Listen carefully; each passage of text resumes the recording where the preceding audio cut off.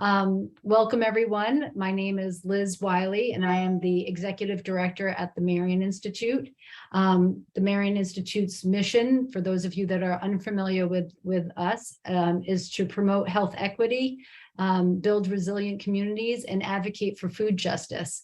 And I suspect that most of you best know us by this program. The South Coast Food Policy Council is one of our programs, and who's doing this work with our comrades on this evening with the Food Summit. So our partners in producing the 2022 Food Summit are UMass Dartmouth's Ladue Center for Civic Engagement, and Senator Montigny's office.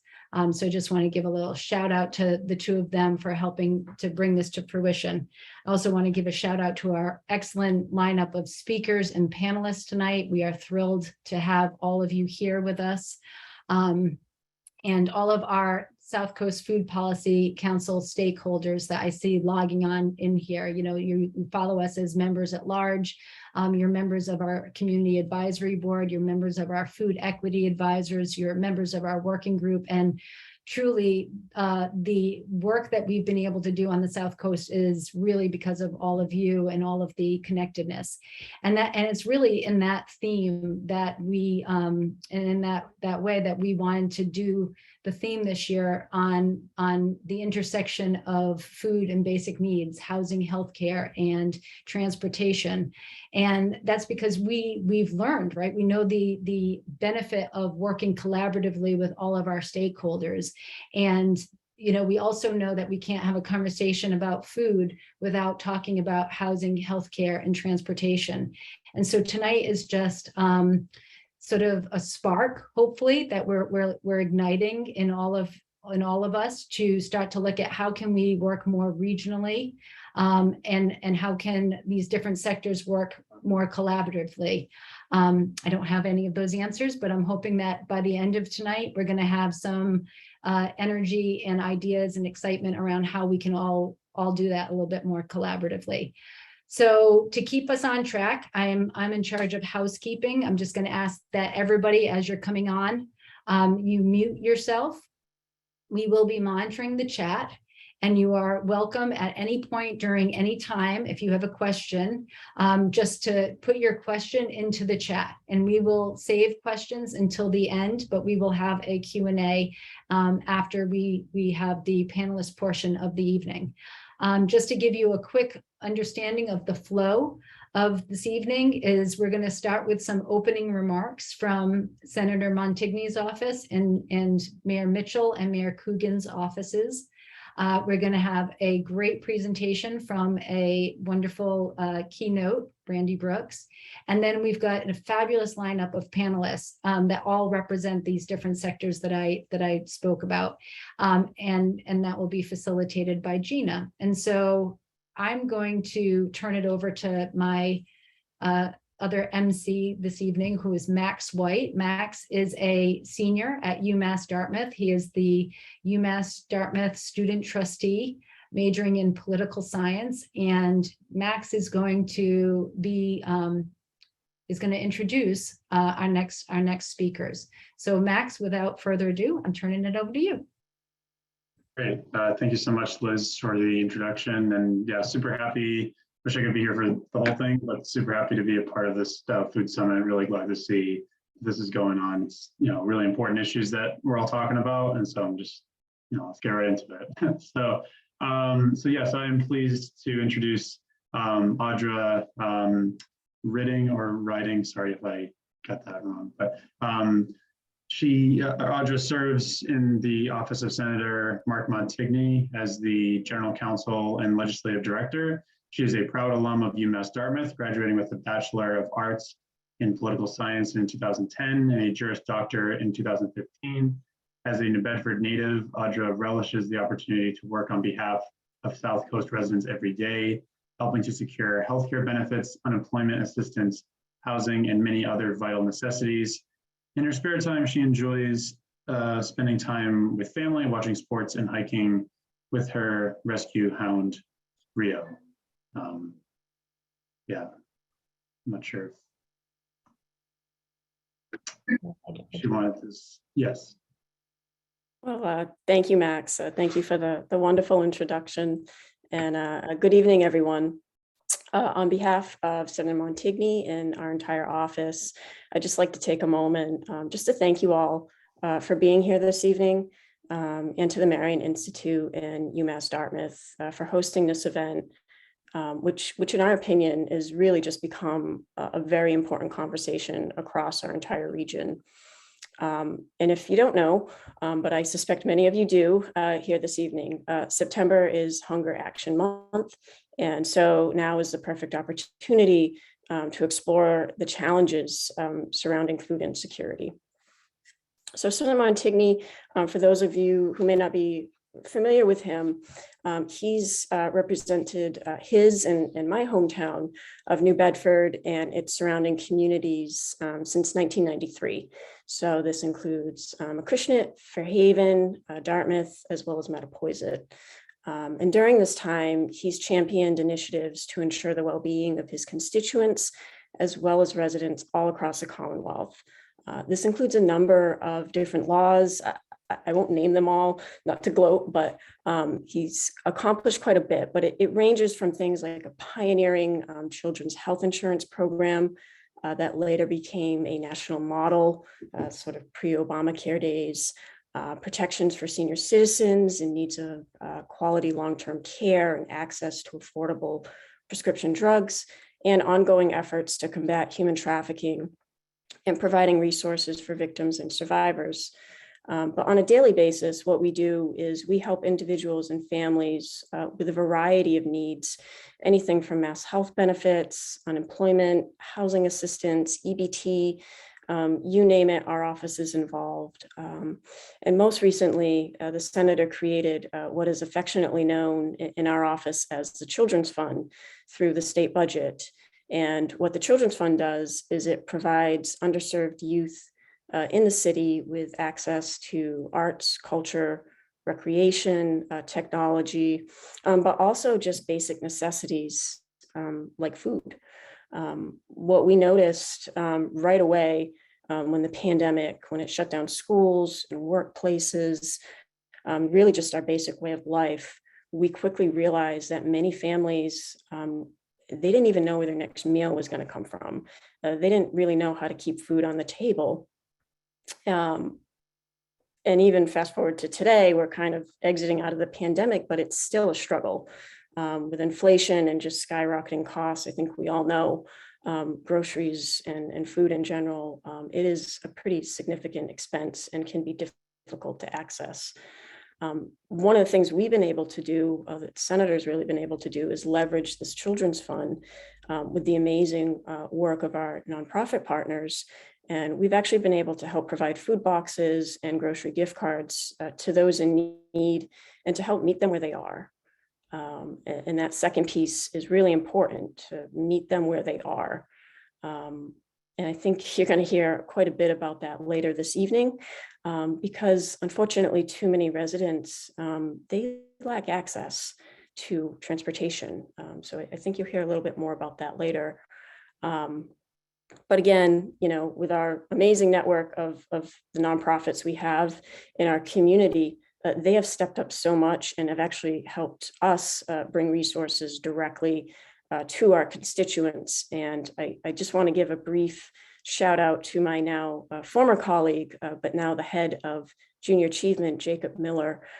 Jacob was instrumental not only in creating the Children's Fund, but literally would go to anyone's door in need. If they needed food, if whatever they needed, Jacob was there. And, you know, this sort of personal assistance and service to our community, it represents everything the Senator is about, and we feel it's really vital. But, you know, it's also the Senator's role as a policymaker to find more comprehensive solutions to these challenges. And that's where all of you become essential. And this evening, we have an excellent keynote speaker and a panel comprised of some really outstanding community leaders. And their insights can help shape how we, as policymakers, respond to the challenges before us. But please understand, none of this happens in a vacuum. that significant policy change requires meaningful participation and action. And being here tonight is a great first step. And we really thank you all for taking the time just to listen and to care. But please don't stop here. Stay engaged with this council, with our office, with other electeds, and keep in touch with the university and local food banks and nonprofits, because your participation really matters. And it really is the only way we can tackle really difficult challenges such as food insecurity. So thank you very much just for the opportunity to say a few words, and I'll turn it back over to you, Max. Great, thank you, Audra. Very nice to know that you're a part of this. Now we'll have the pleasure of introducing Christina Connelly, who is the Chief Operating Officer for the City of New Bedford. She has worked for Mayor John Mitchell since the beginning of his administration in 2012, and before that for the city's Office of Housing and Community Development. A lifelong New Bedford resident, Ms. Connelly has a deep connection to and understanding of the city and a commitment to raising the fortunes of her beloved hometown. Christina. Good evening, everybody.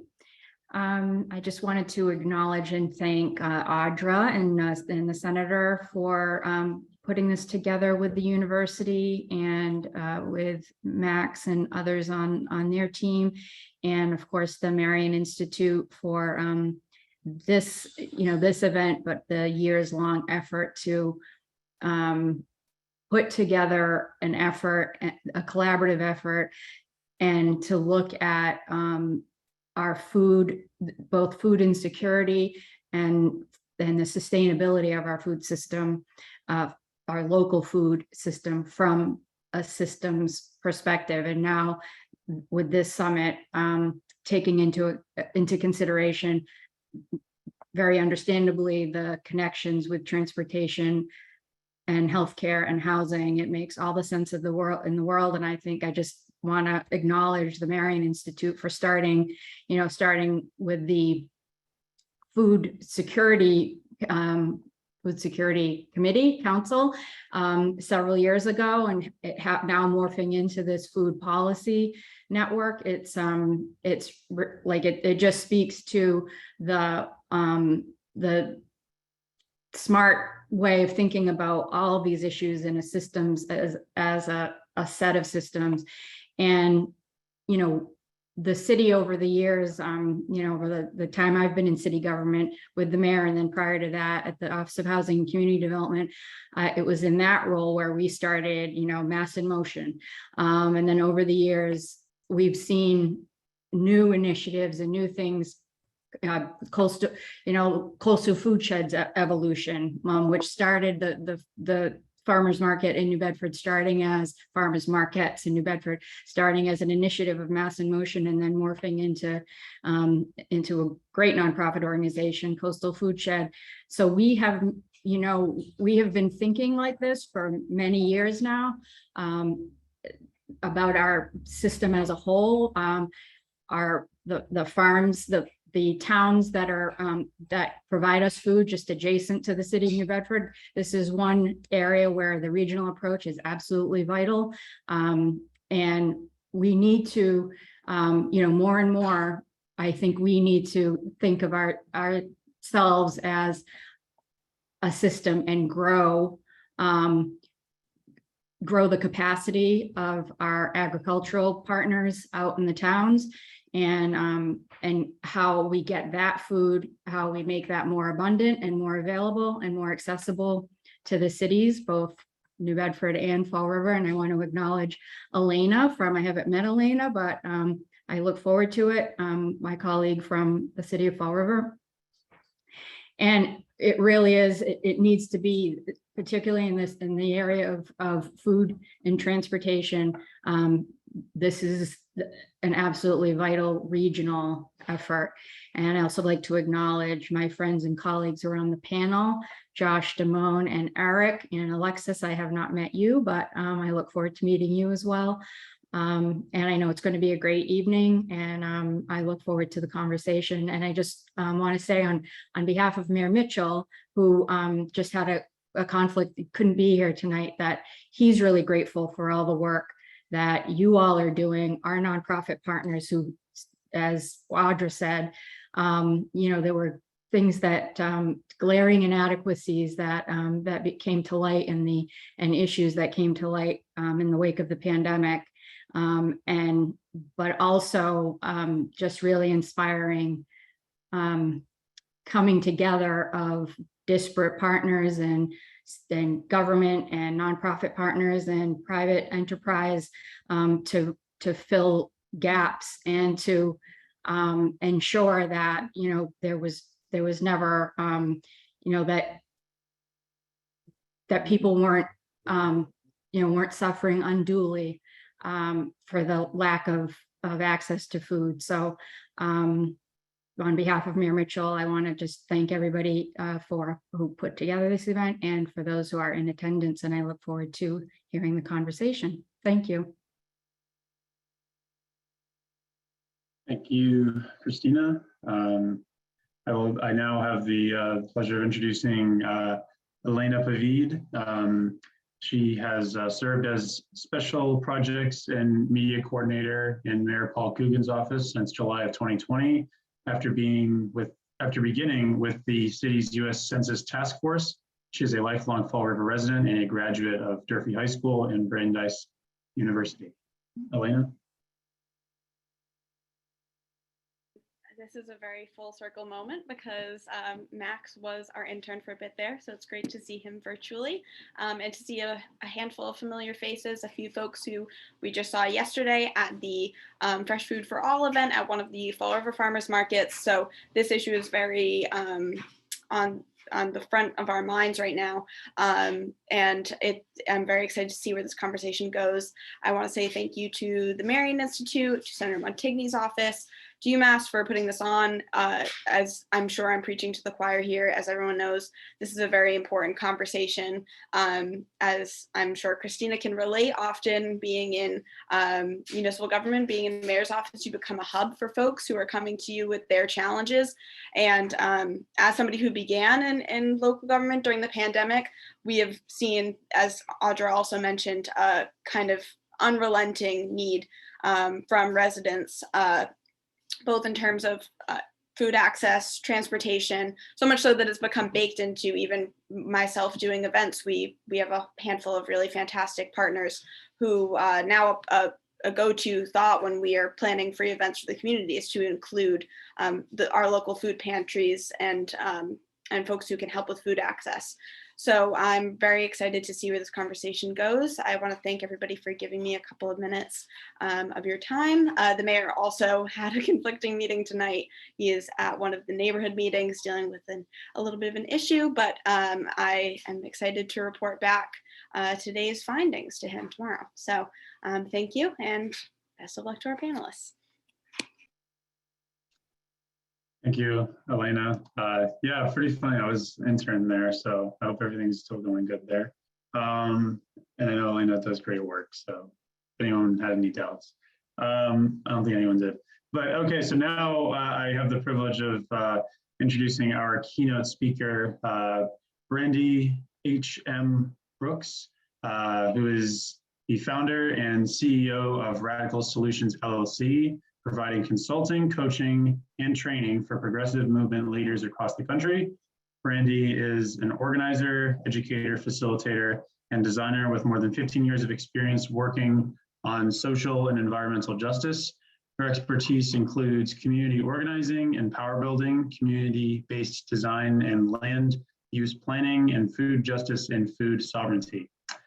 Brandy was the founding executive director of the Community Design Resource Center of Boston and has held senior management roles at multiple food and environmental justice organizations, including the Food Project, Boston Collaborative for Food and Fitness, Dreaming Out Loud, and One Square World.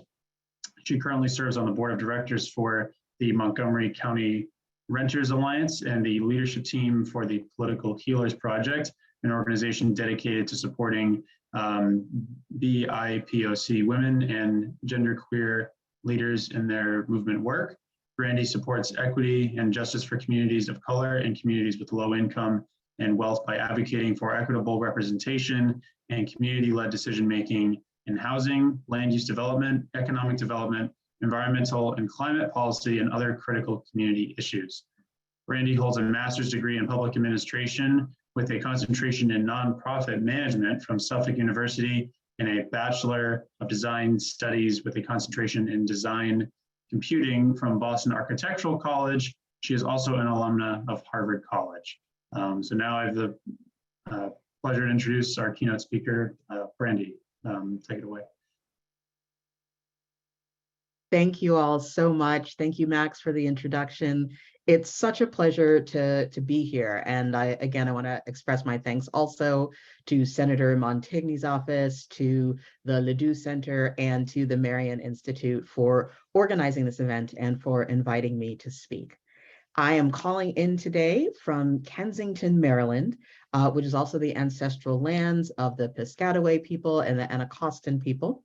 But as I mentioned in the chat, I am a Worcester native.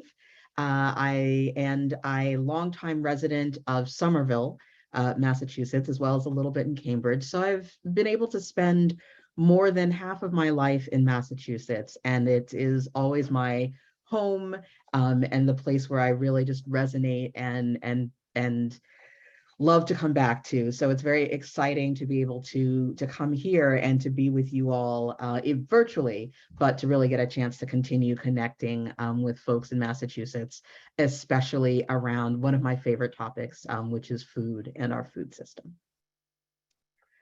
Malik Yakini is a Detroit farmer and musician. He is the co-founder and executive director of the Detroit Black Community Food Security Network, as well as the co-founder of the National Black Food Justice Alliance. And several years ago, he was giving a talk at Northeastern, and I remember he said this phrase, "Food is the first economy of any society." And that has always stuck with me, and I find myself meditating on it over and over again whenever I think of food systems work and thinking about what that means for us as people and the way that we relate to our food and how it connects to all the different aspects of our life. Feeding and watering ourselves is the first thing that we have to do to survive. It's the basic.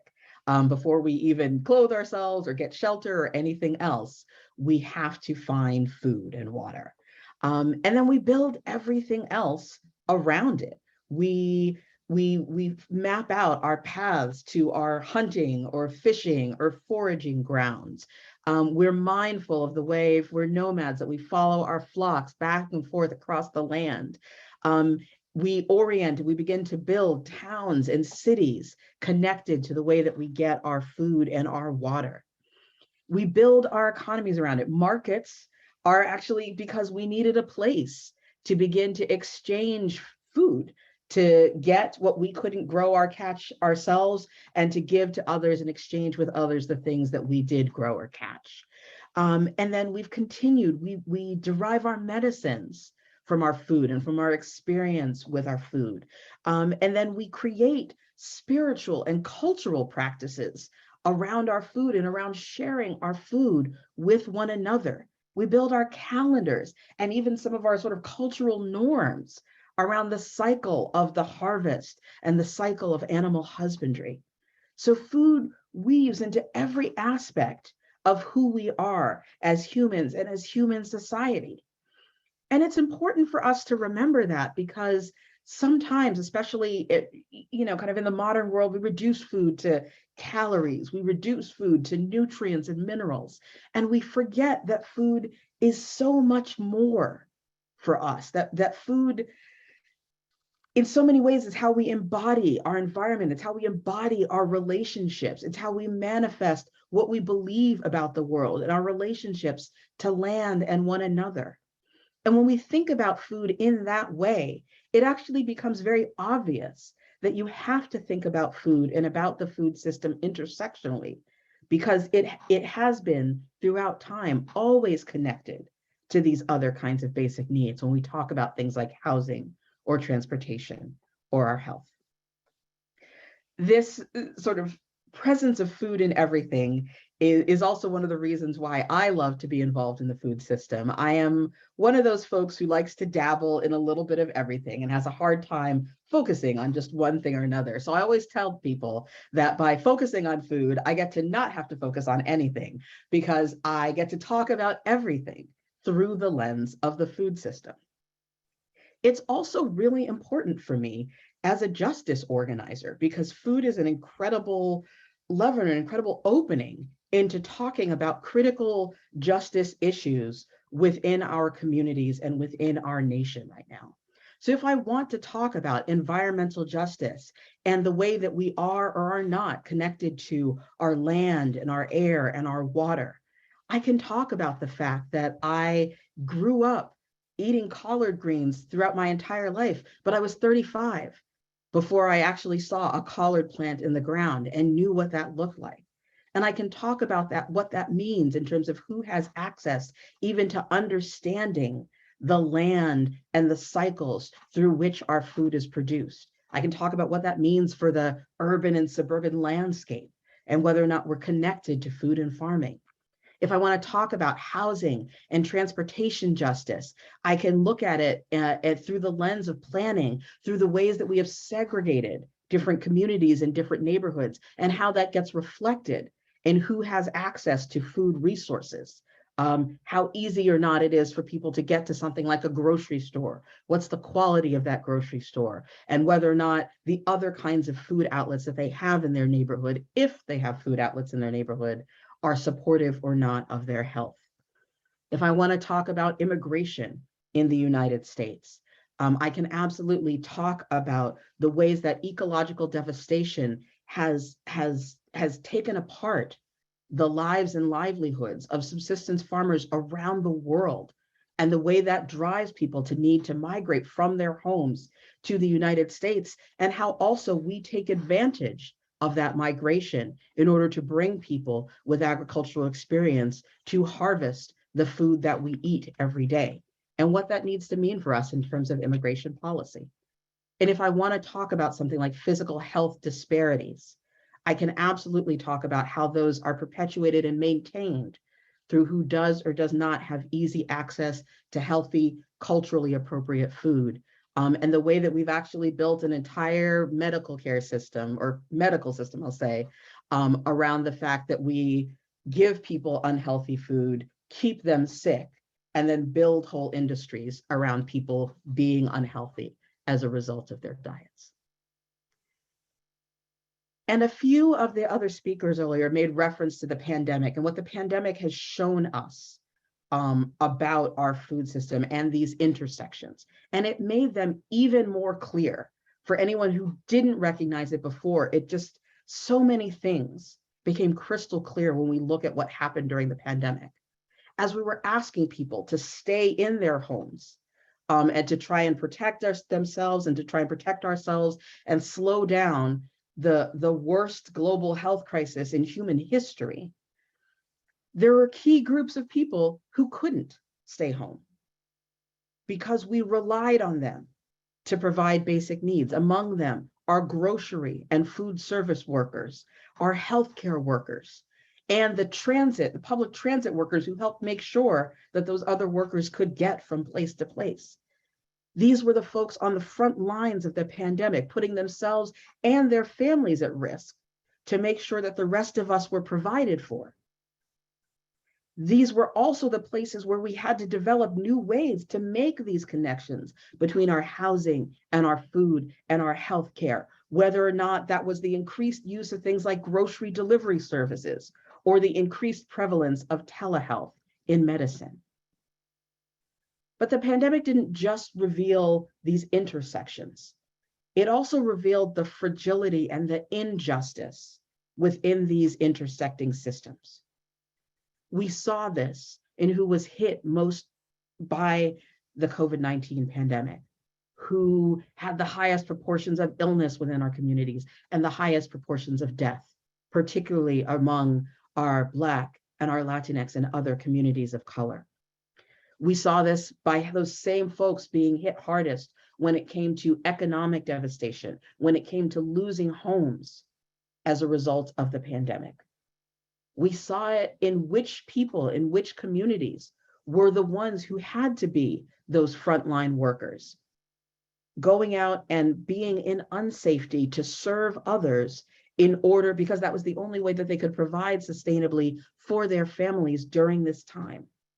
And the contrast between those communities and others who had easiest access to vaccines and healthcare, who could afford to stay home or didn't need to take public transit if it felt unsafe, or had access to open space for recreation that was close to their home.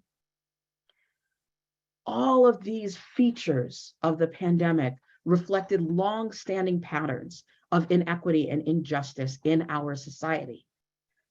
And so just as food touches on every aspect of who we are, our culture, our economy, all of these different systems, our food system also mirrors and expresses the features of the society in which it has developed. And unfortunately, in the United States food system, injustice is as deeply rooted as an alfalfa plant. And yes, I went online to go figure out what were some of the most deeply rooted plants so I could make that analogy.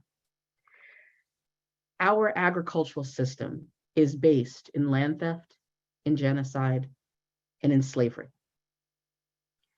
The way that we've established water rights or fishing rights has been predicated on disrupting and erasing indigenous fishing access and water management systems that had persisted for centuries. These injustices replicate and perpetuate, and then we see them manifested throughout our food system. We see them manifested as Black farmers going from owning 14% of farmland at the end of the 19th century to just 1% of farmland a century later. We see this manifesting as Native American communities that had been driven from their ancestral lands and isolated on reservations, having by far the worst rates of diabetes and other diet-related diseases of any other communities in our country. And we see this in the way that migrant workers, who we rely on year after year to make sure that we harvest the food that we eat, going hungry and unhoused and being treated as interlopers and criminals when they try to establish with their families homes in the country that they work to sustain. And these stories become very personal, not simply abstract. That story of me not knowing what a collard plant looks like in the ground is actually the story of my family during the Great Migration, having to flee our land in North Carolina due to racial injustice and move into Washington, D.C. and be separated from all of the growing and agricultural practices that have been part of my family for generations. And so ultimately, when we talk about what it means to build a just food system or a just housing system, a just healthcare system, a just transportation system, it is about recognizing and respecting and supporting the dignity of every person and the humanity of every person who is a part of those systems. That's where we failed in creating and permitting the unjust systems that we have here today. And that is what we have to make right in order to move forward. And this is imperative, not optional. Because as we look at the things that we are facing here in 2022, our combined environmental, economic, social, and political crises are at the point where they are destabilizing our democracy, as well as the governments of countries across the world, and where climate change is about to fundamentally change the way that human beings exist on this planet. When Audra was speaking, she mentioned the importance of politics and policy in shaping these decisions, and the importance of not only our elected officials, but us as community members being engaged in that process of deciding what our futures are going to be. I've run for office twice now here in my home of Montgomery County.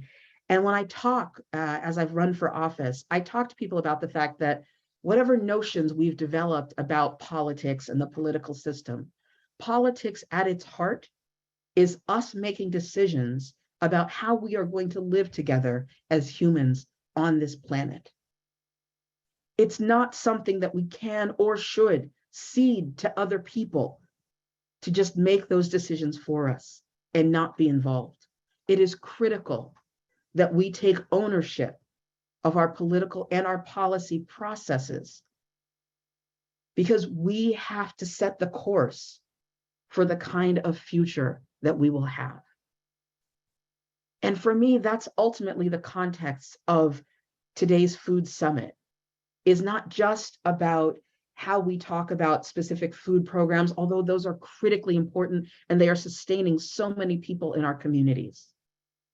It is about what kind of framework we are going to set for the way that we live, for the way that our children live, and for the way that generations going forward will have the opportunity to live. Our food system is potentially a powerful lever for change.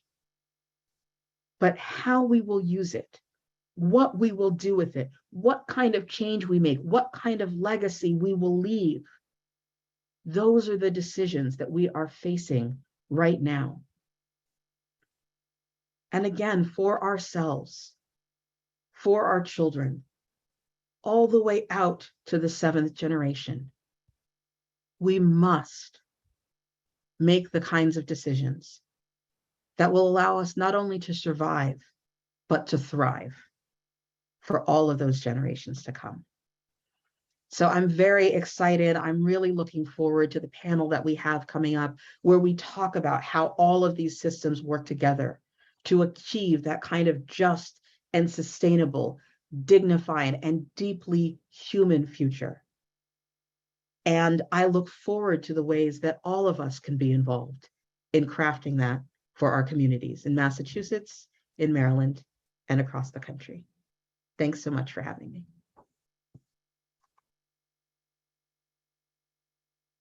Thank you so much, Brandy. That was absolutely amazing. If everybody can find their little reaction button and give a clap, a heart, whatever you think you should give, that would be wonderful. That was a fantastic start and setup to this conversation, and thank you for that. And to pull from Brandy's comments, a lot of this is about weaving. Brandy brought that up at the beginning. This is about looking at people in their full tapestry of self. And I think that as we talk about basic needs, and as we hear from the fantastic people on this panel, and the person that I'm about to introduce who's going to do a fantastic job facilitating the panel, we have to think about, there are so many resources out there, and looking through the list of folks on this call, a lot of those folks are represented. And when I was working in Senator Montigny's office, and Audra, thank you so much for the shout out. Was a huge learning process for me. But I would ask people, if you're having issues with food, what about housing? If you're having issues with housing, what about, pick the issue, transportation, and then start pointing people in those directions. And, South Coastal Legal Services is a great resource that I wanted to highlight and shout out. And also UMass Dartmouth Justice Bridge is another great resource for folks that are having these issues, that, begin to look at them at the holistic person, weaving together all of the pieces that make them who they are. So without any further comments, I want to introduce our great facilitator of the panel. Gina Plata Nino has devoted much of her early professional life to addressing the many causes of hunger and ensuring that low-income individuals never have to place other needs above feeding themselves or their families. She's an attorney at the Massachusetts Law Reform Institute. She serves as a lead advocate on the Hunger Free Campus legislative campaign and helps address related food security issues among college students. She also assists on targeted help on passage of current legislation, working with the Central Mass Legislative Delegation. She works with state and federal agencies to eliminate systemic barriers to food access. She leads the Central Mass SNAP Coalition and the Worcester Food Security Task Force, regional coalitions focused on reducing food insecurity. Prior to joining MLRI, she managed the Food Security Project, a collaboration of the Worcester County Food Bank and Central West Justice Center. She has presented at both state and national conferences on the importance of equity in food security. She utilizes her skills as a vehicle for motivating and supporting lasting change that bring about social justice and building grassroots leadership in her community. She's a graduate of Northeastern University School of Law and began her career by clerking at the Massachusetts State Appeals Court and United States Courts of Appeals for the First Circuit. So thank you so much, and look forward to this panel. Thank you, Jacob, so much. And Brandy, so good to see another person from Worcester. And you know, it's late evening, but it's so encouraging that we can be among like-minded individuals who are trying to find a solution. And this is why we're here, because we know that work is difficult, and it has been more difficult with external circumstances, but there is hope, particularly around collaboration, and especially when we look at holistic approaches. So I am so excited about our panelists. Can't say enough about them. The way that we're going to do our panel is that each person will have about 1 to 2 minutes to introduce themselves, and then we're going to go and ask specific questions to our speakers. And so I'm going to begin with Josh. Josh, please tell us about yourself. Good evening, everyone. Thank you for having me here tonight. My name is Josh Amaral. I'm the Assistant Executive Director at P.A.C.E in New Bedford. We are people acting in community endeavors, and our mission is to offer innovative and effective programs and services to create brighter futures for all of Greater New Bedford residents. We've probably most been known for, and reflecting on Brandy's presentation, you know, in the last few years, our housing work and our food pantry, food bank work, in addition to a range of educational programs and services that we offer. I'm born and raised in New Bedford. I love being here, working with our community, and it's fabulous to be here tonight and learning a lot, listening a lot, and I'm looking forward to the discussion. Thank you, Josh. Damon.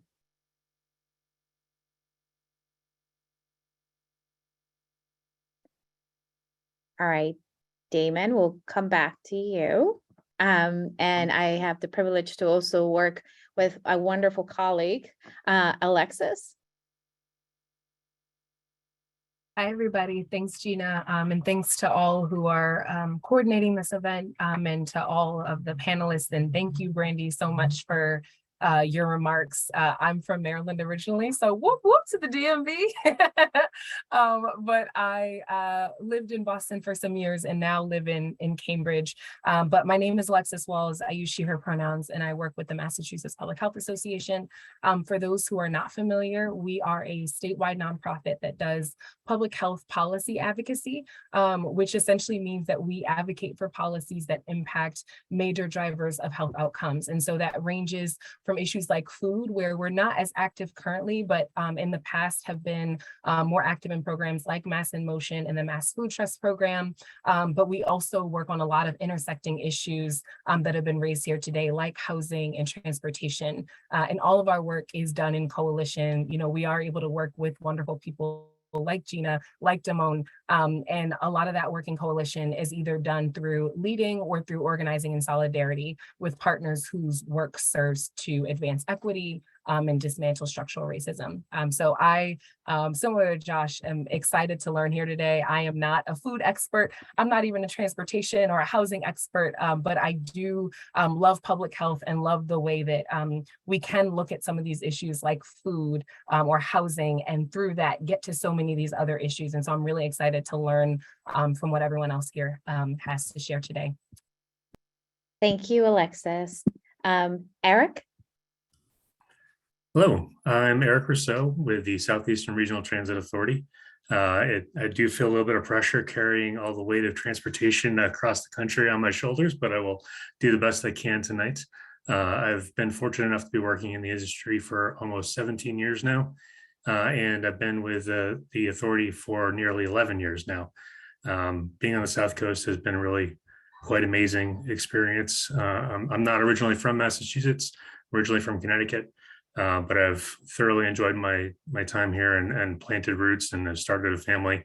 And I'm very happy to be able to participate in this discussion. We serve the communities of Swansea, all the communities between Swansea and Mattapoisett. Certainly most of our services in Fall River and New Bedford. Pre-pandemic, we were almost providing 3 million trips annually, operating 1.6 million miles annually. And most of that ridership has come back. We're probably about 2.3, 2.4 million trips on average at this point. So we still got a little room to go to get back to where we had been, but we are working hard to ensure that we get there. Thank you, Eric. Damon? Did we get you back on? Yeah, I think I'm here. Can you hear me? Yes, go ahead. Yeah, sorry about that. Good evening. My name is Damon Chaplin, and I'm the health director for the City of New Bedford Health Department. As many of you may know, the City of New Bedford is the largest city in Bristol County and supports a population of approximately about 100,000 folks. New Bedford is a diverse and community representing both Native and immigrant populations in the South Coast region. And according to the 2020 census, New Bedford is 35% BIPOC and approximately 20% low income. Since 2018, the health department has been proactively engaging in efforts to increase access to food and reduce food insecurities within the region and among our elderly, our youth, and our low-income residents. We do this by partnering with key community stakeholders like the Greater New Bedford Community Health Center, P.A.C.E, Coastline Elderly, Groundworks, South Coast, to provide innovative solutions to complex public health needs. In 2018, the health department collaborated with Coastline Elderly to develop the Age-Friendly New Bedford Strategic Plan, which focused on optimal health and wellness in our aging communities and increased access to fresh foods for our seniors. In 2019, the health department collaborated with the Greater New Bedford Health Center and the Department of Public Infrastructure and Council on Aging to coordinate an elders farmers market at the Community Health Center. Many of those efforts were postponed in 2020 due to COVID, but we were able to maintain mobile support for our most vulnerable populations. And then in 2021, the health department partnered with Groundworks South Coast to support the resiliency through urban agriculture initiatives. In addition to these collaborative efforts, the health department is also responsible for enforcing policies and developing systems which promote positive environmental change that focuses on protecting the health and wellness of residents, guests, and visitors, particularly our most vulnerable population. So I'm excited to be here today. Really excited about having this conversation about food as medicine, as Brandy had alluded to earlier. And so looking forward to engaging with the rest of the panelists. So thank you. Thank you. And to our viewers, you see that we were not exaggerating. These are incredibly distinguished professionals in their area, and it's really excited how broad and holistic this approach is going to be. So I want to ask at least two of you if you'd be willing to share. Ruby had so many amazing points that touch on every single level around food security. So we'd really love to hear what part of her keynote landed for you, and if there's anything specific that you would like to emphasize or comment on. So we'd love to hear from at least two of you to just share your perspective. I think, not to take the mic from anybody else to start, but I think one thing that really struck home for me was just the idea of how things weave together so much. You know, it's something that I'm often thinking about in our work in transportation, how we touch on healthcare and how we touch on job access and how we touch on just basic needs all the time. That really kind of matched up with how I think about the world and the service that we provide. Thank you. Yeah, and I would add to that, food is the foundation of communities, the base of culture, and the connection to our earth and the surroundings and our heritage. I think that is such a powerful statement to think about the connections that food has, both for housing, transportation, for the way that we communicate and engage. It's really an essential piece. And so I'm very happy that she brought that to the fore. Wonderful. Anyone else? Yeah, I'll jump in, Gina. I think, one of the takeaways that I had from the really fantastic keynote was, that the pandemic was revealing in a lot of ways. It revealed things that may or may not be attributable even to the pandemic, but it got the eyes on these problems, right? I think about some of the assistance that went out in terms of housing. We think of these resources, rental assistance and things like that, going to people who might have lost their jobs, they were laid off because they worked in the service industry, but there were far many more people that received those funds so that they wouldn't face housing instability at a time of the pandemic. Those people had housing instability, whether the world was hit with this virus or not. In some ways, those people are thankful that these resources became available. I think similarly with food, I know at P.A.C.E. we expanded our hours for our food pantry. We got vastly more food. We served 500% the normal clientele that we serve. And we realized even when the pandemic started to dwindle, or we'd go through the valleys, if you will, outside of the peaks, that the line outside the door continued to grow. And I think even going forward now, as the pandemic hopefully continues to recede, the line grows longer due to inflation. And I think there's a number of other things like that, whether it's student loans, whether it's just the general workforce and how that's taking shape. People have learned things during the pandemic that they may have not otherwise learned, and the eyeballs on it are good, only insofar as we can find good solutions to these really complicated problems. Thank you. And we'll definitely appreciated the historical context, because we didn't get here overnight and there's a cause, right? And so it's important to look at root causes when we're trying to tackle these issues. And it's just not, well, there's choices. No. There were systemic, inequitable policies that led to some people experiencing more disparities than others during the pandemic, or experiencing more food insecurity, which brings me to my Gina, next question.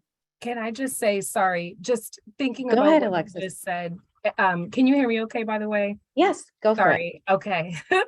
Just connecting back on what you said and just thinking about root causes. We didn't get there overnight, and thinking about how Brandy so expertly sort of weaved that into her presentation. I think the piece that really stood out to me the most was the way that she ended on thinking about policy. And I really appreciated what Brandy said about it being so important for us to take ownership over our political and our policy processes, because when we think about root causes, when we think about how we got here, many of those inequities have been caused by, the right people not necessarily being at the table and not influencing our political processes. And so I think that is something that certainly stood out to me, because I think no matter what issue we're thinking about here, making sure that we, whether it's, the people in this room, as well as folks that are most impacted by some of these inequities that are raised, have power in the decision-making process is essential. So I think that really resonated with me. Thank you. And here is a public service announcement. Don't forget to vote. Important midterms, November 8th, local, state, federal. Okay. So going along that point, thank you, Alexis. I want to direct our next question to Damon, Josh, and Eric. Speaking from your area of expertise, what are the greatest impacts you struggle with in regard to food equity and access? And I think you started touching on those points as an introduction. We'd really love if you can expand on that. Again, from your area of expertise, what are the greatest impacts you struggle with in regard to food equity and access? Eric, do you want to take this first? Yeah, that'd be great. I forgot to mention at the beginning that I do serve as the president of the Massachusetts Association of Regional Transit Authorities as well. And across the Commonwealth, there is just a lack of focus on equitable transportation. We really don't have the span of service that's necessary to adequately serve our communities, especially our gateway communities. We don't have convenient enough service. It doesn't run frequently enough. And we don't even run on Sundays right now in the South Coast. And it's really just that we've been talking about. It's 50 years of our service eroding, and every time there is an increase in funding, it comes on the heels of many years of not seeing just a modest increase to maintain the services that we've had. So for us, one of the biggest challenges is just being there when people need us. And so we fight tooth and nail every day to ensure that at least the minimum amount of service that we're running is available. And then we see our peers in Boston in the news, and it's a little disappointing that we don't get as much attention and really the credit that the regional transit authorities deserve for doing the job that we have done with the limited resources that have been available. Thank you, Eric. Yeah, Damon? yeah, and I would add one of the challenges that Josh kind of alluded to through COVID that we experienced at the health department is being able to communicate and reach those hard to reach or word of mouth communities. It's very difficult. We found it very challenging to reach those communities that don't respond to traditional forms of media or traditional forms of social media or written media or print media. And so getting the word out, even when you do have programs or opportunities to those populations, is extremely difficult. And it's something that we're working on now. The other impact that we struggle with is the impact of food insecurity on chronic diseases like heart disease, hypertension, and diabetes, things that we traditionally we think we could prevent or have some control over, not having access to. What we talked about, Liz and I talked about, we have a food insecurity, but it's really nutritional insecurity, and being able to provide folks with access to nutritious meals on a regular basis. I would just second that last piece from Damon. I think, we've had these conversations over the last few years about access to healthy food. So, we've emerged as really a lead provider of free food through our pantry, but frankly, the food that we get the most of are shelf-stable items for all the reasons that you can imagine.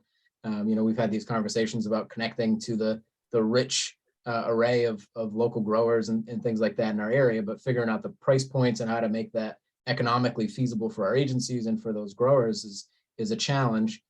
Beyond that, there's also a matter of the sort of the consumer tastes, right? We have a lot of young families, single parent families, folks with different cultural backgrounds who have different wide range of foods that they'd like to eat. So making sure that we have all of that and we can do that is important. And the needs, as I mentioned, we served 5 times the amount of people, 6 times the amount of people at the height of the pandemic that we did before, and those numbers haven't really gone all the way back down. We're still probably 3 or 4 times what we considered to be normal before. So even just maintaining the hours, maintaining the staffing, trying to offer something of a dignified experience to our clients is something that takes up a lot of time and energy and resources, and all good things and for good reason, but these all contribute. There's a theme, right? Lack of resources, minimal resources, which I think it's one of the issues, right, that we encounter in doing our work, particularly in spaces that are not connected in big places of power like Boston. So as we step away from like the big sources, there happens to be those resources. And I appreciate you, Josh, mentioning the word dignity, as a driving force and to tackling food security. And all of you mentioned different aspects of food security. And so I want to ask Alexis, because you brought it up in terms of policy and advocacy. How do you see advocacy tackling the connection of food to other basic needs of housing, healthcare, and transportation? And Damon spoke a little bit about this when he said, social determinants of health, right? So how do we utilize advocacy, again, to tackle the other basic needs in terms of housing, healthcare, or transportation? Yeah, I think it's a good question. And I think my response to that would be that, Brandy had sort of spoke to holistic approaches. And I think that advocacy around social determinants of health is in and of itself, especially when done thoughtfully and intentionally, a holistic approach to addressing all of these issues. And they all go towards stabilizing communities, right? And so, when we talk to legislators or when we even talk to city council people, these are folks who have the power to make decisions or to vote or to propose policy that impacts not just one area, but multiple, right? And so, when we are doing advocacy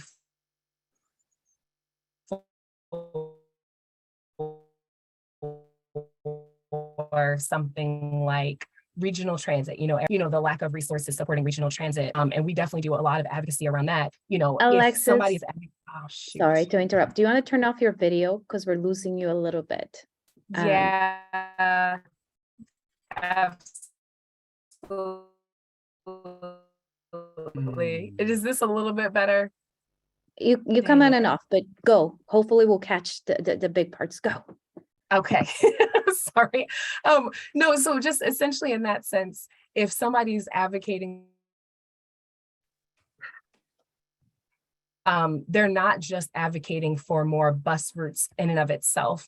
If it's successful, their work might result in routes that more efficiently connects people to healthy and affordable food options. Or somebody who's advocating for rent control or rent stabilization, they're not just advocating for affordable housing. If their work is successful, their advocacy could result in tenants being able to live access to employment that pays a living wage and therefore might be able to spend more money on nutritious food. And so it impacts another. And so I think, advocating around the social determinants, whether it is food, whether it is transportation, serve to bolster one another. And I think communities, and I think that's why advocacy is so important. Hope you all were able to catch. Thank you, Alexis. And please turn on your video. We want to see at your face. But thank you for that, Alexis. And I think this is a humbling reminder that as we move through COVID, Wi-Fi and internet is a matter of privilege. So a lot of services have gone online. If we as professionals struggle with internet, just sort of think about our population and their struggles as well. So I'm going to turn this question to Damon and Josh. And this is a big one. What would you like to see happen over the next several years to make life better for the people on the South Coast, right? Like unlimited resources. You're in charge. Tell me, what do we do in this next 10 years to improve the lives of the people in the South Coast? Josh, you want me to start and then you want to hit cleanup? Yeah, go ahead. I'll take notes. I think the first thing we want to do in New Bedford is make New Bedford a first-class city and make New Bedford a walkable city. The second thing that I would like to see is more agricultural, more access to land and farmland and farming. I'd love to see more rooftop gardens, rooftop farms in New Bedford. I'd love to see the community, because we have such a strong immigrant community, to be able to have access to more culturally appropriate foods. Many of the folks who live here don't have access to some of the foods that they're used to eating. And so having access to culturally specific foods would be helpful. And then from the policy perspective, we want to be able to allow communities to kind of engage more openly. Most recently, we saw, the community refrigerators. Many of you may have seen those in some of the urban areas. Is now here in New Bedford, and so we had to meet with some of the folks who were sponsoring those community refrigerators. And each time we have a situation like that, it's important that we put a health equity lens on the way that we're developing policies or even responding to situations. And so for me, it's about increasing access to agriculture. It's about making the city more walkable, and it's about making more culturally specific foods available to the residents in New Bedford. That's what I want to see in the next 10 years.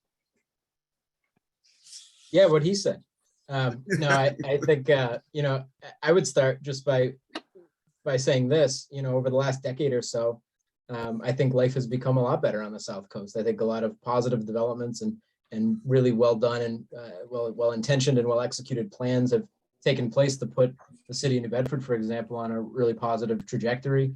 The city's as beautiful as it's ever been. The schools are doing better. The economy is strong. The amenities and attractions and reasons to live here are great. The offshore wind industry is coming to set up shop here. We're going to be connected to Boston with rail, arts and culture strong. The thing of it is, for agencies like ours and within the context of basic needs, all those positives come with some drawbacks that we need to consider as well. So, housing costs are soaring as a result of some of those things. A lot of our renters are rent burdened, more than half of them. More than 25%, more than a quarter of our renters spend more than half of their income on rent every month. And those that aren't so burdened with high rents, that are able to afford what they have, don't have enough left over at the end of the month to save for their home ownership goals, if that's what they so choose to do. So while New Bedford is much more affordable than Boston and other communities, you can get a bigger and better apartment with even a prime parking spot here for probably far less than half the price of what a similar unit would cost in Boston. That $1,500 a month unit in New Bedford sounds like a great deal, but that same unit might have been $900 or $1,000 2 or 3 years ago. And we have a population that's very sensitive economically to those changes. People that are working minimum wage jobs, people that have fixed incomes, and so on. So, part of the answer is doing something about that first part. Another part of it is trying to get people access to opportunities. So as the city does become, as the region grows and becomes a better place to live and work, we need to buy people time so that they can get connected with all this economic activity that's coming, like the offshore wind industry, for example. We got to make sure nobody's left behind with that, because that might be the one ticket, the one chance that you've got to have a punching chance going forward. So I advocate a lot for developing housing across income levels. That's not just a local problem or a regional problem or a state problem. It's a nationwide problem. I saw a statistic the other day that I think every state, all 50 states, have had their populations increase more than they've had their number of housing units increase over a long period of time. So what that means is it's harder and harder to come by housing. It's more and more scarce, and we all have to do our part to develop more. Even market rate housing helps because it adds to the supply and people can kind of move around and have fluidity there. So I would argue that those are the things that we need to look at, and also remember that all these basic needs are interrelated. So a lot of our clients can't pay their rent because they went and bought food. Some of our clients can't afford food because they paid the rent. Then that same client gets a medical bill and they can't afford anything. So it's really tenuous for a lot of folks, and all these things are related. So we have to be thinking about them even when we celebrate the successes and plan for the next phase. Absolutely. And I think you said it well when you said it's interrelated. And even though in this group, we're all talking and agreeing and nodding, absolutely, everything's interrelated across the board, particularly with, state agencies, because they have to focus just on one thing, or sometimes with organizations, we don't get to have this nice conversation where we get to be like, let's look at things holistically. So Alexis and Eric, do you have any ideas or suggestions on how do we break down these silos, right? How do we break down these silos of these sectors and regionality, right? So that we can proactively address the issues faced by an overwhelming number of our communities.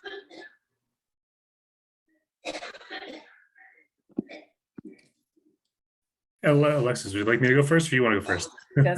I'm open to either, Eric. I mean, my Wi-Fi is okay right now. So So Alexis, go for it. Go. Okay. Yeah, I mean, I think my answer to this one, it's simple, but it's not, right? And that is, I think, talking to each other and seeking one another out, and showing up, especially where we're invited and where we're welcome.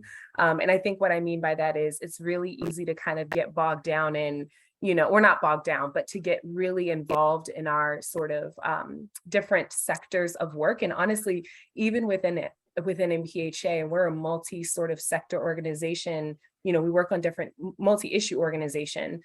It's really easy for us to get caught up in conversations with our housing partners, right? And just talk about housing and not really think about how, housing and transportation might connect, right? And how, oh, wow, we're advocating for increased investments in transit, but that might lead to displacement in communities as property values go up. And like, how do these two things connect? And how do we make sure that we're advocating for policies that sort of mitigate harm in other areas as well? And I think the only way we can do that is by talking to each other. I think some of our most active partners, like I'm especially thinking about some of the work that I help to lead around our regional transit advocacy. Some of our most active partners are partners who are in the food space or who are in the housing space, because they realize, you know what, at the height of the pandemic, my folks could not access food, not because they didn't know where to get it, but because they had no way of getting there, right? And so recognizing the intersectionality and recognizing the ways in which we can be sort of working together. And as we work together, better understand how we can come up with creative solutions that can advance our work moving forward. And, you know, again, it's not an easy thing, because everyone's sort of overwhelmed. Everyone has a lot on their plates. And the last thing people want to do is sort of add another meeting to the calendar. But I think that we have to push ourselves and challenge ourselves as much as possible to do that, because I think that's the only way that we are going to be able to break down some of those silos. I would say that my answer is probably a little bit simpler. If we could just all convince everybody to listen to Damon, we'd all be much better off after having a chance to watch his work through the pandemic. You can't help but come away impressed from what he's been able to accomplish. But I would say one of the things that drives me crazy about government, and I'm sure that there's nobody listening right now, and we're just speaking amongst friends, is just sort of the capitalistic nature in and amongst ourselves and working with each other. When I look at the list of people that are on this call, many, if not most, have ordered bus passes from me for various functions and different things like that. And it always just hurts my brain to think about how we push money across the table and put it in one pocket and take it out of the other. And there just has to be an easier way. Oftentimes people look at transit and say, oh, well, if we had fare free transit, that would solve some of those problems. And that might, over a timeline long enough, if we're at a point where we have all the access that we need at the times of days that we need it, maybe we do get to a place where fare-free systems are an option, but we're a long way from that in terms of the investment that's necessary.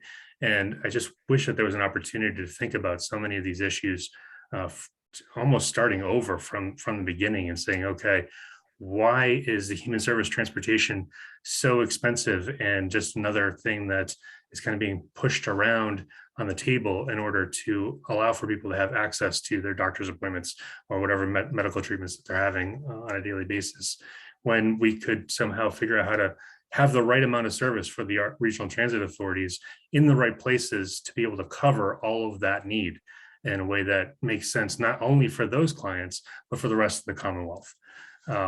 If we ever reach that, I think we'll be approaching utopia. And again, it'll probably be Damon that has led us there. Yeah. Well, there you go, Liz. Your panel worked. Demo has all the answers. We can all go home.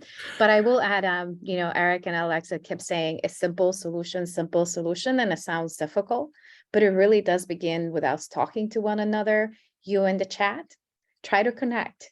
You never know who's here in the chat that can help, right? How we can keep collaborating. And that's a big part of it.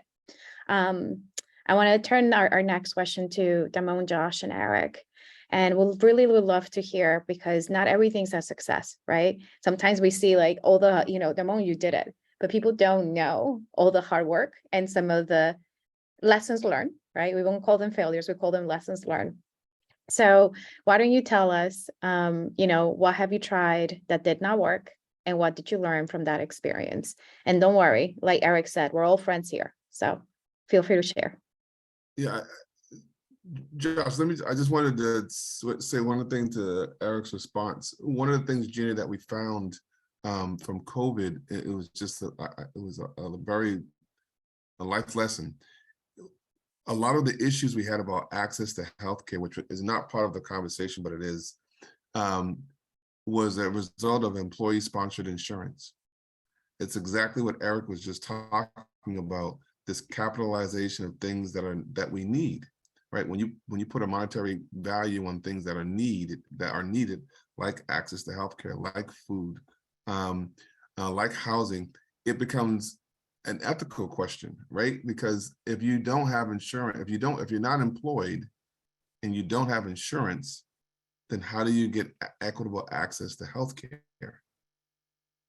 And so it's just something that we have to think about, because we have the same conversation about food, right? The cost of food has gone way up. And so it becomes much more expensive to eat healthy. And Liz and I was just talking about this. One of the things that I have been talking about was, how do we socialize healthy eating? Because the fast food folks have done a great job of doing it. They've done an excellent job of socializing fast food. But what are we doing to counter that about healthier options? And so I just wanted to touch on that with Eric's last question. But one of the lessons that we learned, Gina, through COVID was we had set up a humongous testing site down on the waterfront for our Central American residents who are working in the fish houses. And we did it with the hopes of being able to give them greater access to vaccines. At the time, when we developed the site, we were able to do somewhere in the range of 200 vaccines an hour. Unfortunately, in some situations, we didn't even get 200 vaccines a day. So it never really met the level that we had prepared that site for. The lesson from that, though, was that we did not communicate at the right frequency or the right cadence for that particular community. And I want to make sure that we do the same thing going forward. It's about making sure people know the services that we have and resources and how to get to them. And so that was one of the lessons that I learned through COVID, is that we have to make sure we're communicating at the right frequency and cadence. I think to build on that, the pandemic is interesting, right? In that the priorities that we all had were in the response to the emergency. It's the blunt instrument. It's create that site that you can do 200 an hour because that's what we think we need. Likewise, I think across housing and the food pantry world, we made some of the similar calculations. Of course, having programs that help people is always better than not. So we would rather go bigger than go smaller and not serve enough people. But there were points in time during the pandemic where we looked at this eviction moratorium, which was very well intended, keep people in place. The last thing anybody needs to think about during the middle of a pandemic is being evicted. But at a time where the housing market really peaked, it also froze the market. There were no vacancies anywhere. So if you were looking for an apartment, it became nearly impossible because people had no incentive to move out, and there was no fluidity in that market to open up opportunities for people. Even our housing opportunity center and our staff were unable to use some other resources to provide rental assistance because of the existence of the moratorium in the first place. Folks were not actually at risk of homelessness because the moratorium protected them. So we couldn't help them until the moratorium was over, and then we could help them. So to Eric's point about sometimes government getting in its own way, doing things that are a little bit silly. Again, in a pandemic emergency, you're not thinking about all the finer points and being targeted and strategic, but that was part of it. On our end with food access, we were getting slammed to the degree that we had to scale up so much. Getting food was difficult. We had to do a lot of kind of innovative things to get it in. One of the things that we did was start buying it wholesale from food service companies. I think we were spending like $10,000 a week on food at one point in time, which is certainly not sustainable. We were using a lot of pandemic relief funds to do that, which is the purpose. We also staffed up. Our staff probably grew 4 or 5 times what it normally would be. And that's, sort of ramped down over time. But we learned that, building it bigger and building it the biggest and spreading yourself thin all over the place is not always the best answer. And it's certainly not a sustainable one. So we've shifted now to a model, and we're really happy to be moving toward a new standalone kind of state-of-the-art food center that's going to be able to serve the same number of volume, but in a sustainable way on into the future, so we can continue to meet these needs. But I think, you try things, you do the best you can, you protect people, you learn from it, and then you adapt and try to figure out a way to keep it steady. I think some of the things that have been challenging for transit authorities, and especially for SRTA, is that in recent years, there's been different opportunities to have discretionary grants that can help fund some pilot programs. And initially, we raised concerns about how those programs were set up, but we still kind of pushed through and put those services out there. So for instance, we had intercity express service for a little while between Fall River and New Bedford. And we were able to do that quickly and using some money that had been awarded to us pre-pandemic, and kind of pitched the pivot of that as an opportunity to help with social distancing and reducing the time that somebody's going to be spending on the bus. In addition to that, we also had some more evening service in Fairhaven, in areas that many residents across the South Coast are looking to go. And just the end of this past fiscal year, we had to sort of pull those services out from underneath people. And that was it was hard to do, but we didn't have access to those discretionary grants anymore. And it's really challenging to put out something that somebody is going to be relying on, knowing full well that even if we are successful and we do a good job with this, that the way that some things are structured, there isn't a safety net to keep it going in the future. So it's something that I continue to fight for at a Commonwealth level when we're discussing these types of issues, that we need to have that stability. We need to have opportunities to show successes and be able to continue going forward. But even though they were a failure, I think that they were good learning opportunities for us, so that we can highlight the importance of doing things in a way that's sustainable as we continue on. Thank you, Eric, and thank you everyone for participating. I know we could all stay here a lot longer discussing these issues, but we want to give the opportunity to our participants to feel free to utilize the chat and ask any questions of our wonderful panelists. I do see one question on our chat that I want to make sure that we answer. And whoever wants to answer would be most appropriate, please feel free. One of the questions is, we know that our faith-based organizations have been huge partners in this work. And how can they be of most assistance? Particularly, what gaps do you think they may be able to address? I can at least take a first go at that, Gina. One thing I would say, and I'm trying to remember the name of the person who put that in the chat, Lila. Lawrence. Oh, Lawrence, just kidding. Lila responded. Yeah, Lawrence, one of the things I would say, again, coming from sort of an advocacy and policy perspective, is that, religious institutions can help connect congregants to opportunities to advocate at the local level. Oftentimes there are so many different community-based organizations that are trying to drive either change at the municipal level or change at the state level. There are state organizations doing really great work.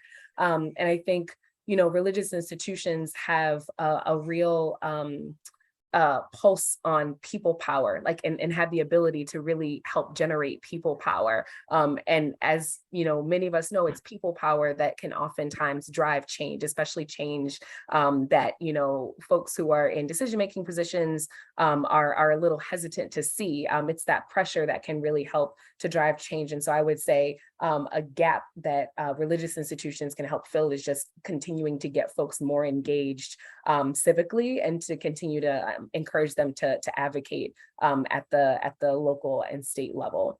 So yeah, that's my response to that. Anyone else wants to add anything else? I would just add that they were invaluable during COVID.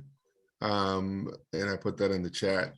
The church has really stepped up and really helped us make those connections, as Alexis was alluding to, that we did not have. They are, in many cases, they are trusted voices within the community.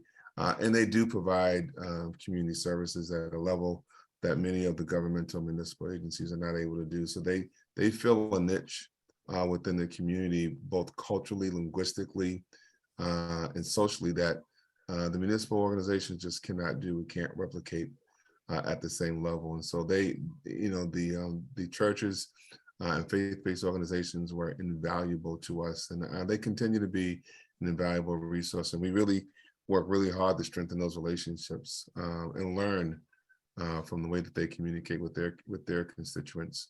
in the business that we do ourselves as well. Thank you. And I'll add, because we talked a lot about policy, definitely in reaching out to elected officials and support, positive policies that can help individuals. They are sometimes welcome in spaces that most people are not necessarily invited to. So I would say within the policy advocacy world, we need more voices supporting the work that we're trying to do. Yeah. And we are working, and Gina, we are working to, we're working really hard. One of the things that we heard and we saw, we're working really hard to make sure that they're at the decision table. They're not at the action table, but they're at the decision table. They're at the table when we're making the plans, when we're designing. We're doing a health equity community of practice here in New Bedford, which is really trying to get all of the community partners together so that they're at the decision table when we're talking about policies, programs, and services. So I wanted to add that too. Oh, that's wonderful. I love that you said that, at the decision table, right? Because then the decisions are made and then we wonder what the steps were and we want to hear why it's not successful. So thank you for bringing that up. I don't see any other questions. So if there are any other questions, I do have one more question for our panelists that I, maybe not all of them, but if maybe one or two of you can answer before we run out of time is, what would you like to see happen over the next several years to increase access to nutritious food for people who are currently struggling? And I know, Damon, you started touching on this a little bit and sort of thinking of accessibility and so on, but this is your time for the rest of you to really expand on that as to what would you like to see happen in terms of making nutritious food more accessible?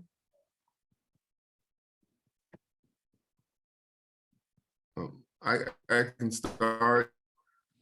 For me, I want to make nutritious food more affordable.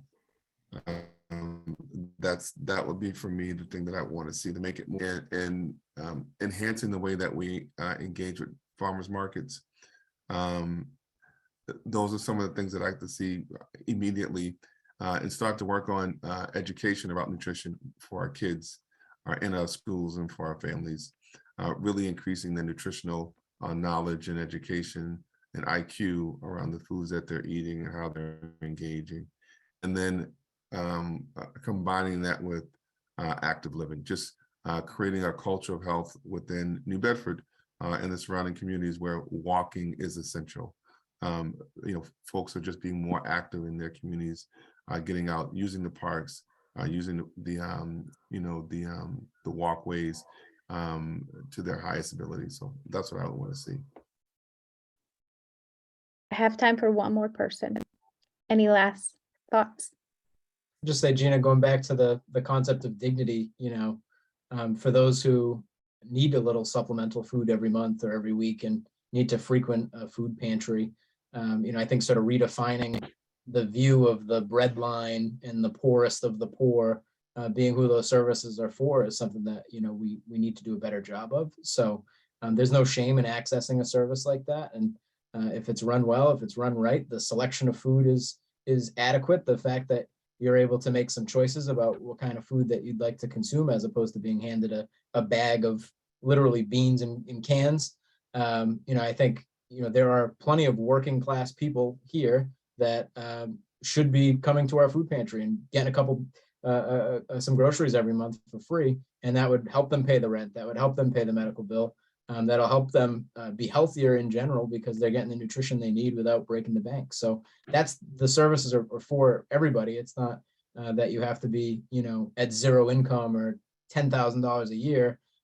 You could be working a full-time job. You could be working 2 jobs. There are quite a few people in our community who still need food and are still eligible for our services despite working multiple jobs. So redefining that and making sure that those folks feel welcome, I think is a big part of the game. And thank you, Josh, for ending us on that note, because majority of our clients are working 2 to 3 jobs and still can't make it because of what Damon said, which is affordability. Eating nutritious food is incredibly expensive, right? It's not subsidized.